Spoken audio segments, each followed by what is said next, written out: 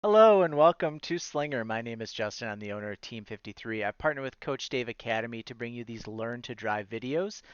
This week's video is super late models at Slinger as part of iRacing 2025 Season 1 Week 5 official series racing. We are using all of the Team 53 custom setups which you can grab by clicking on the Team 53 Discord in the description below or by joining Coach Dave Academy.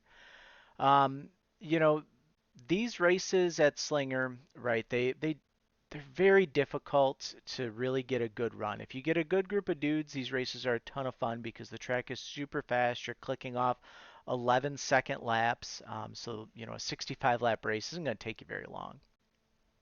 But if you get one where guys don't really understand that you've got to leave a lane, that you've got to leave, a little bit more room than what you would at a lot of other tracks, that things happen fast, it can make for a really long race. So qualifying here is super important. We want to qualify up front, and then most importantly, we want to make sure that nobody runs into the back of us during the race trim. So that'll be super helpful for you. Um, let's kind of dive in here to qualifying. You're going to come out and you're going to tire heat like always. It's just kind of what we have to do on iRacing right now. And then I'm only going to run one lap. Lap 1 was my fastest lap by far. So we're going to come up here. We get a good run off the corner. And you can see what I do is I kind of use this white line here and pit exit as my guideline to start to throttle up to go down the front stretch. It doesn't really matter how fast you're going to hit the chip. So it kind of levels out. But we're at 99 miles an hour here, heading into turn 1. We get up to 100, and then we're going to lift and brake. And we're going to brake just before we get into this light post here. So it's in the dark here. We'll brake and lift, or lift and brake. And then we'll get into the corner. I take a nice shallow approach, try and get as close to this yellow line as I can. And you'll see I just kind of let the car rotate center. And then there's this little patch here, and then there's this little guy here. This second guy is what we're going to use as our guide to start to throttle up out of this corner. And I know it's super hard to see when you're in the car, but one of the greatest tools that you can do when you're learning is to go back out and look at your replay and see what that does.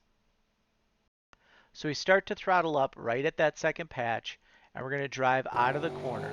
And you're going to see we don't get to full throttle really at all until we're all the way up on the backstretch. And even then, it's not really that big of a deal to get to full throttle because all you're doing is spinning in the rev chip and you're just going to spin those back tires.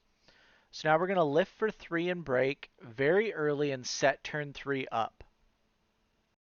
What you want to do is take a wider arc, which you can see us doing here, and then you're going to come down and really just rotate center. And as you go through this patch here, you're going to start to throttle up on exit. And your goal is going to be to run this exit about as straight as you possibly can to get yourself as much straight line speed coming off. And really kind of sell lap 2 because you know it's going to be slower, so don't necessarily worry about it. And we got ourselves a 10.805. Race trim here, race trim really is just all about being consistent, hitting your marks, not overdriving your corner, not missing things. And that's really what separates the people that do well at Slinger from the people that don't.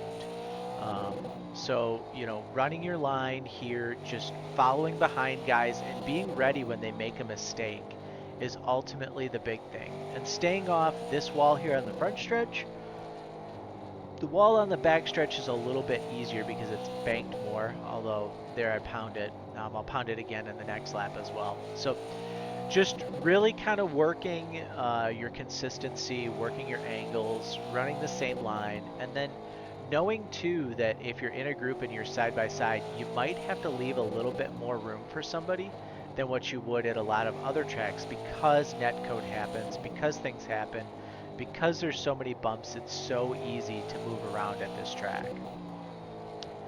Now you're probably saying, well, if we're in the rev chip down the straightaway, how do we pass? And really your passing is going to be set up coming off the corner. It's right in this zone here. If you're able to get on the throttle and you're able to drive underneath someone heading into turn 1, you're going to be able to get around them. Same thing here off of 3 or off of 2.